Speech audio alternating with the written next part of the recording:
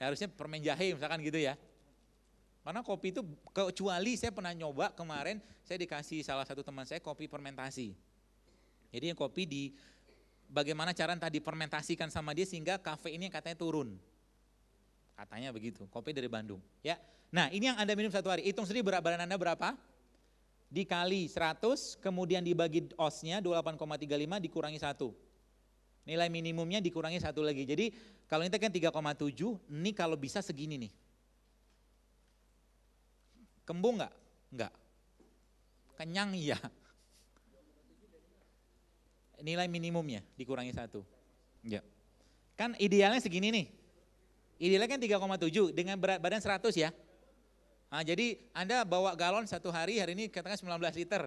Mungkin 3 hari harusnya udah habis tuh ntar. Harusnya. Jadi pulang sini galonnya penuh, balik sini udah harus habis tuh. Nanti maghrib metabolisme kita lebih kencang lagi. Lebih berat lagi. Oleh sebab itu nanti sebelum maghrib Anda sudah harus minum air seperti ini. Saya sarankan. Sebab apa? Nanti malam Anda akan keletihan kalau nggak minum. Ngantuk-ngantuk terus. Menjelang maghrib nanti Anda minum air. 1 galon. Ya terserah mau 1 galon mau berapa ya.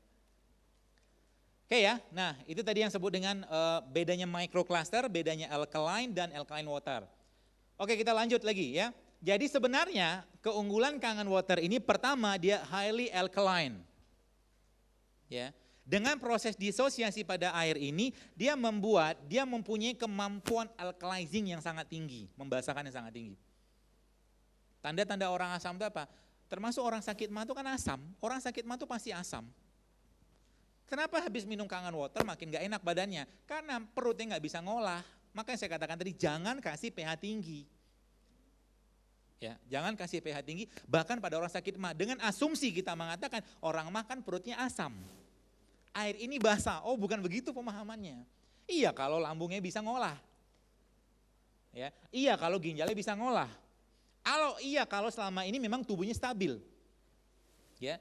Jadi kalau tiap hari kita masih sering-sering pusing-pusing sakit kepala bete-betean terus, pegel-pegel terus, apalagi dan keluhan-keluhan kacang goreng yang lainnya, apalagi batuk pilek hampir tiap bulan ada, waspadalah. Badan kita asam.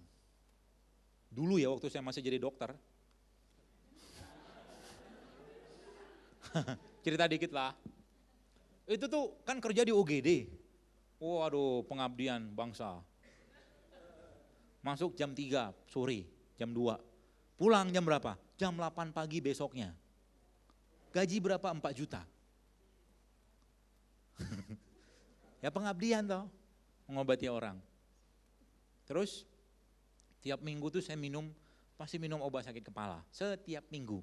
Pusing kenapa? Pusing kenapa? Ya pusing karena makan udah gak bener, udah gitu pusing gaji cuma sedikit gitu. Tapi alhamdulillah gitu kan setelah saya berobat ke klinik Tongfang, bagus perkembangannya. Ya. Tongfang. Kok tepuk tangan sih? Ya tapi ternyata setelah saya perbaiki gaya hidup saya jarang banget sakit sekarang.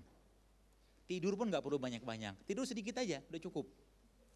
Makanya tidur nanti malam, kalau nanti malam kita setelah jam 12, nanti tidurnya dapatkah, Anda harus bisa tidur yang deep sleeping. Deep sleeping itu tidur kayak mana? Tidur yang harus dalam keadaan gelap sama sekali. Kalau mau sholat malam langsung ngomong, nanti malam bangun ya, nah gitu, ke otaknya. Nanti malam bangun ya jam 4 gitu, bangun deh. Tinggal perintah aja. Ya, sering-sering perintah otak. Jangan kita diperintah otak. Ini lihat itu makan, ini makan, semua makan. Itu kita diperintah otak tuh. Ya. Highly alkaline. Yang kedua, microclusternya tadi. Ya, yang ada pada ini yang membuat sebenarnya keunggulan itu di sini sebenarnya. Ya. Active hydrogen ini salah satu tadi yang karena reduktor tadi. Nah, ini contoh ya. Jadi ketika sel yang mengalami dehidrasi, dehydrated blood cell, dia sel itu kayak begini. Awalnya pada orang-orang yang jarang atau sedikit minum air, lama-lama dia akan seperti ini terus. Lama-lama sudah asam, sudah segala macam, akhirnya sel itu kehilangan panduan dan arah. Destruksi. Kalau sudah dia mengalami radikalisasi atau stres oksidatif, pasti dia akan merusak yang lain. Pasti. Kenapa? Membran sel itu lepas.